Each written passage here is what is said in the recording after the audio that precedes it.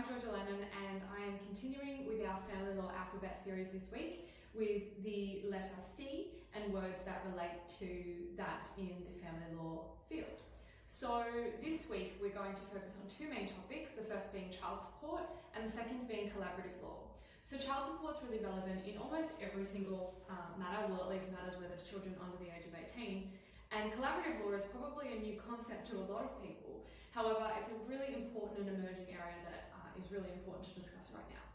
So the first issue is child support. So basically, in really simple terms, what this means is that it's a payment from one parent to another to assist in meeting the children's expenses. So there are three main ways in which most people tend to sort this out. The first is when you separate, a lot of people don't realise that there are things like the Department of Human Services and Child Support Agency or child support at all. A lot of people just are unfamiliar with it. So following separation, a lot of people enter into what I call an ad hoc arrangement, whereby simply one parent agrees to pay another X amount of dollars per week or month or whatever it may be to assist in meeting the children's expenses. Sometimes people work out alternative arrangements whereby they say, look, I'm paying the mortgage on the house and all expenses in relation to it, so because you're living in it, I don't have to pay. If you agree to that, then that's fine. So that's what we call an ad hoc arrangement, where it's not documented, it's not really enforceable by anyone, but it's what you've done since separation. Generally speaking, they don't last long, those arrangements, and there tends to be a fallout. So people then tend to go towards option 2 or 3.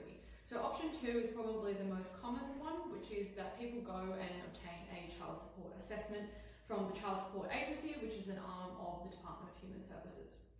So the way that child support is assessed is based on a formula. So that formula, in basic terms, summarises the respective incomes of both parents, the number of children that you have and the ages of those children, and the nights per fortnight or year or whatever it may be that the children are in the other's respective care. So that then calculates how much one parent should pay the other. So that amount is then enforced by the Child Support Agency, and they will chase it up for you if, for example, the parent doesn't pay. The good thing about the Child Support Agency is that they are an arm of the Australian Taxation Office. So they have the ability to conduct new assessments and look into people's financial situations by way of whenever they finalise a tax return, they will get those updated details based upon their income and update the assessment. So that's option 2. Option 2 provides a minimum level, generally speaking, of child support. And sometimes, particularly for families that have come where they've had this a lot of income historically in the past and have spent a lot of money, generally they find that it's not enough to meet children's expenses. So option 3 is a child support agreement. Now there's two types. There is a limited child support agreement and a binding child support agreement. Generally speaking, most people do a binding child support agreement because it's binding. However, what those agreements can both provide for is essentially an agreement outside the Child Support Agency assessed amount. So what that means is basically you can say, look, I agree for you to pay me a periodic amount, which is a weekly, monthly, or any kind of other period amount.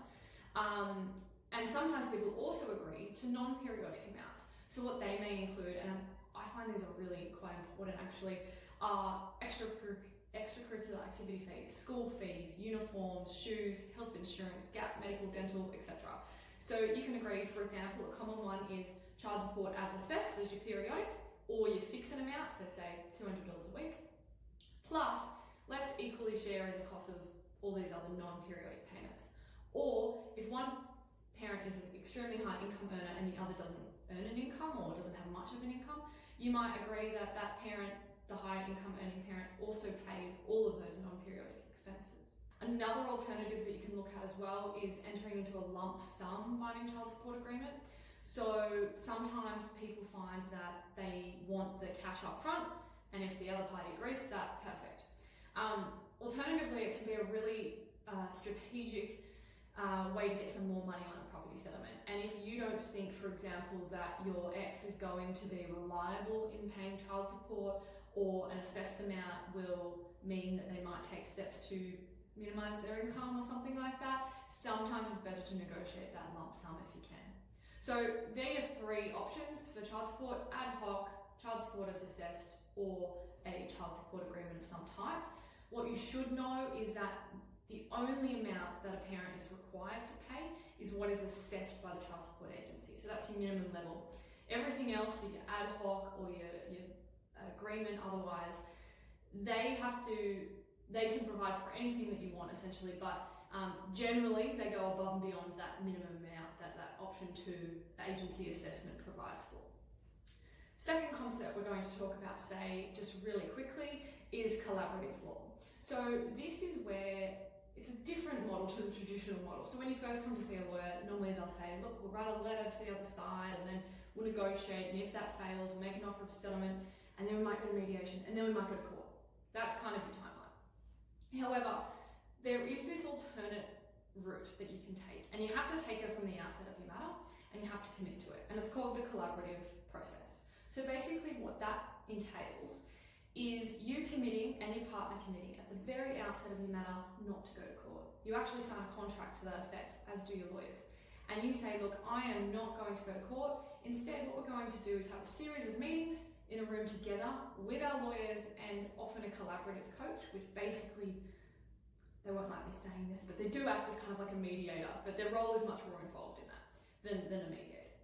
And they facilitate the discussions, and normally it's a series of, tends to be between 3 to maybe 6 meetings of that group of people that you work towards what is best for our family. So it moves away from a real, I want this and I want that approach to how we're going to best provide for each other and our children. And you move away from talking percentages and things like that, and you just really look out for how can we make this work. Probably you can tell based upon that description that it needs to be quite an amicable relationship for that to work.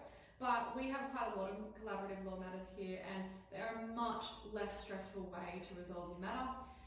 They are, in terms of costs, much cheaper than a full final hearing for court, but tend to be a series of meetings, and you can involve a lot of other people as part of that process. For example, you might jointly engage an accountant or a psychologist or some other practitioner to also assist in the process with everyone in the one room. So we are finding that they're extremely beneficial for our clients, and I always recommend that as an option, particularly if you are able to sit in a room together and think that, you still have that level of respect.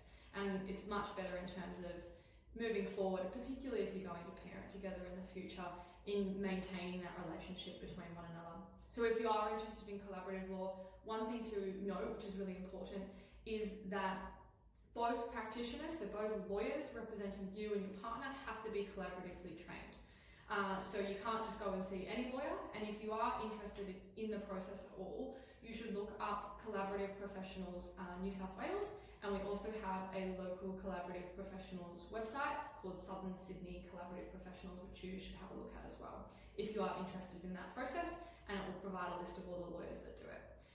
I would always recommend it because I think it's a really, really fabulous way to resolve your matter. So there are 2 C concepts, C words for today. Next week we will be talking about words starting with the letter D. Hopefully that helps you. Thanks, see you next time.